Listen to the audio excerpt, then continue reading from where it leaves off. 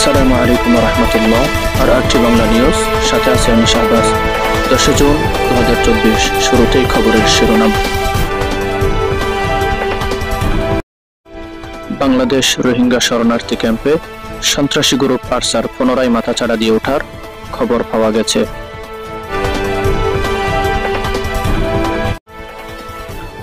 বাংলাদেশ রোহিঙ্গা শরণার্থী ক্যাম্পে গত 2-1 বছর ধরে সন্ত্রাসী গ্রুপ আরসার অপতৎপরতা সাময়িক স্থগিত হলেও সম্প্রতি সময়ে আবারও মাথাচাড়া দিয়ে ওঠার খবর পাওয়া গেছে। সন্ত্রাসী গ্রুপ আরসা তাদের সূচনাকাল থেকে শুরু করে আজ অবধি রোহিঙ্গাদের সাথে প্রতারণা করে চলছে। তাদের পক্ষ হয়ে মায়ানমার বুদ্ধিস্ট কাফেরদের সাথে যুদ্ধ করছে বলে দিন দিন রোহিঙ্গাদের ধোঁকা দিয়ে চলছে। সরল মনা অসহায় রোহিঙ্গারা আশ্রয় পাওয়ার আশা নিয়ে শুরুতে তাদেরকে সমর্থন দিয়ে আসছিল, কিন্তু একটা সময় সত্য উন্মোচিত হয়। রোহিঙ্গারা বুঝতে পারে আরসার চতুরতা ও কালো চালাকি।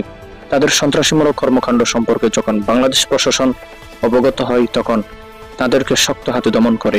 একটা সময় পর্যন্ত তারা তাদের অপতৎপরতা বন্ধ রাখে, কিন্তু সম্প্রতি সময়ে তারা আবারও মাথাচাড়া দিয়ে ওঠার খবর এসেছে রোহিঙ্গা জনসাধারণের কাছ থেকে।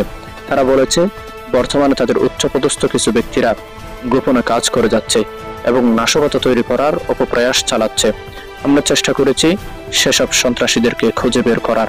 তার প্রেক্ষিতে আরটি বাংলা নিউজ তাদের 8 জন সন্ত্রাসীদের ডিটেইলস নাম প্রকাশ করছে।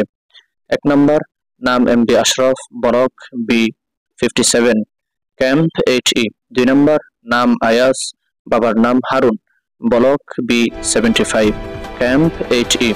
3 নম্বর নাম Azizur Rahman, block B19, camp HE। 4 নম্বর নাম এমডি তুবা, বাবার নাম হালামিয়া, ব্লক B73। 5 নম্বর নাম এমডি তকি, ব্লক B19, মাঝের নাম আজিজুর রহমান।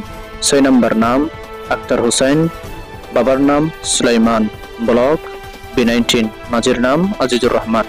7 নম্বর নাম নেজামুল্লাহ, বাবার নাম লালমিয়া, ব্লক B79।